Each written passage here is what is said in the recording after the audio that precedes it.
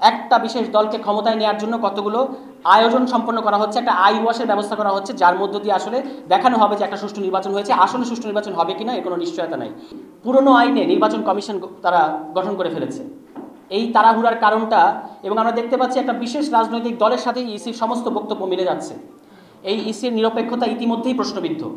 সুতরাং অবিলম্বে আমাদের তরফ থেকে আমরা মনে করি যে এই ইসির পুনর্গঠন করতে হবে। আগামী যে নির্বাচন হবে, আপনারা একটা জিনিস খেয়াল করবেন, এই নির্বাচনে এখনই যে সমস্ত জিনিস তৎপরতা চলছে তার মধ্যে একটা হচ্ছে এই প্রশ্নগুলো কিন্তু আপনাদেরও প্রশ্ন। এইটা আপনারা শুধু শ্রমিক বলে বাক্সবন্দি হওয়ার কোনো সুযোগ নাই যে আমরা শ্রমিক শুধুমাত্র ন্যূনতম মজুরি চাইবো এইটুকুই আমাদের শেষ, এটা না। আপনাদেরকে ভাবতে হবে যে আগামী বাংলাদেশের যে গণতান্ত্রিক রূপান্তর কিংবা রাষ্ট্রের সংস্কারের যে রোডম্যাপ, এই রোডম্যাপে আপনাদের যে জুলাই মাসে যে আত্মত্যাগ, তার ফলে একটা বড়সড় আকারে হিস্সা তৈরি হয়েছে। শুধুমাত্র শ্রম সংস্কার কমিশনে আপনাদের পক্ষে দু চারটা কথা লিখে দিলে হবে না।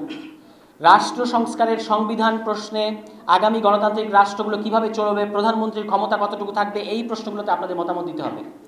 একটা খবর আপনারা নিশ্চয়ই খেয়াল করেছেন, এটা বলে আমি আমার বক্তব্য শেষ করব, যে নির্বাচন সংস্কার কমিশন থেকে প্রস্তাব করা হয়েছে যে যারা মানবতা বিরোধী অপরাধে অভিযুক্ত তারা আগামী নির্বাচনে অংশগ্রহণ করতে পারবে না। এই মৌলিক সংস্কার প্রস্তাবে নির্বাচন কমিশন ইসি রাজি হচ্ছে না। তা আমরা তাদেরকে প্রশ্ন করতে চাই, এবং তারা আরও যেটা ডেঞ্জারাস, যে আমাদের সংস্কার কমিশন প্রস্তাব করেছে সশরীরে এসে মনোনয়নপত্র জমা দিতে হবে। এই সংস্কার প্রস্তাবেরও বিরোধিতা করছে ইসি, ইলেকশন কমিশন।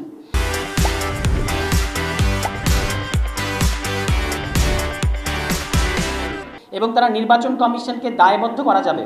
একটা নির্বাচন কমিশন দায়িত্ব পালন করেছে, এবং দায়িত্ব পালন করার পরে তার বিরুদ্ধে কতগুলো মিসকন্ডাক্টের অভিযোগ আছে, তাকে যে দায়বদ্ধ করার এটারও তারা বিরোধিতা করছে। ফলে আমাদের মধ্যে খুবই সংশয় তৈরি হয়েছে এই ইসি আসলে কার ইসি, এই ইসি আসলে কি চায়, এবং এই ইসি দ্বারা আদৌ প্রধান উপদেষ্টা যেটা বলেছেন যে আগামী নির্বাচন হবে বাংলাদেশের ইতিহাসে সবচেয়ে সুষ্ঠু নির্বাচন, সবচেয়ে ভালো নির্বাচন, এই ইসি দ্বারা বাংলাদেশের বাংলাদেশের স্ট্যান্ডার্ডে যে ধরনের সুষ্ঠু নির্বাচন ইতিহাস আছে অতীতে, সে ধরনের একটা নির্বাচন করা যাবে কিনা এটা নিয়ে আমাদের প্রশ্ন তৈরি হয়েছে। সুতরাং আমরা আগেও বলেছি, আপনারা জানেন যে জাতীয় নাগরিক কমিটি পর্যায় থেকে কিন্তু আমরা এই বিরোধিতাটা করেছিলাম, যে অদ্ভুতভাবে তারা একটা কাজ করেছিল, যখন নির্বাচন সংস্কার কমিশন প্রস্তাব দেওয়ার আগেই পুরনো আইনে নির্বাচন কমিশন তারা গঠন করে ফেলেছে। এই তাড়াহুড়ার কারণটা, এবং আমরা দেখতে পাচ্ছি একটা বিশেষ রাজনৈতিক দলের সাথে ইসির সমস্ত বক্তব্য মিলে যাচ্ছে। এই ইসির নিরপেক্ষতা ইতিমধ্যেই প্রশ্নবিদ্ধ। সুতরাং অবিলম্বে আমাদের তরফ থেকে আমরা মনে করি যে এই ইসির পুনর্গঠন করতে হবে। এই ইসি দ্বারা, এটা কোনো ব্যক্তি নিয়ে আমরা আলোচনা করছি না, যে আইন যে বিধান দ্বারা এই ইসি পরিচালিত হয়, এই বিদ্যমান আইনে এবং এই বিদ্যমান বিধানে একটা সুষ্ঠু নির্বাচন সম্ভব না। ফলে আগামী নির্বাচনের আগেই ইসির সংস্কার করাটা সবচেয়ে জরুরি।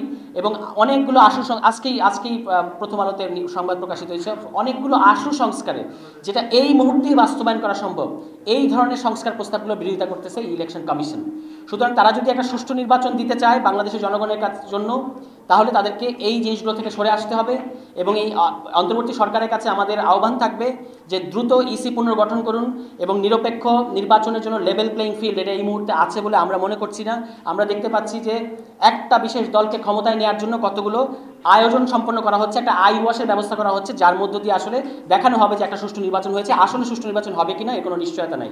ফলে নাগরিক পার্টি বাংলাদেশে যেহেতু তারা মৌলিক সংস্কারের কথা বলেছে, তারাই আসলে সুষ্ঠু নির্বাচনের পক্ষে, তারাই আসলে চায় বাংলাদেশে একটা সুষ্ঠু নির্বাচন হবে এবং এই সুষ্ঠু নির্বাচনের ধারাটা অব্যাহত থাকবে। আর যারা স্রেফ একটা নির্বাচন চাচ্ছে, যেন তেন কায়দায় একটা নির্বাচন দিয়ে ক্ষমতায় যেতে চাচ্ছে, তাদের মূল উদ্দেশ্যটা আসলে ক্ষমতায় যাওয়া, তারা সুষ্ঠু নির্বাচন তাদের ইস্যু না, এবং তারা ক্ষমতায় গিয়ে লম্বা সময় ক্ষমতায় থাকার একটা পায়তারা করছে। এই জিনিসগুলো আপনাদেরকে খেয়াল রাখতে হবে ভাইরা, এগুলো আপনাদের ইস্যু, এই ইস্যুগুলো আপনাদের ইস্যু, গুরুত্বপূর্ণ ইস্যু। আমাদের যারা শ্রমিক উইংয়ের নেতাকর্মীরা আছেন, আপনাদেরকে এই ব্যাপারে সজাগ থাকতে হবে।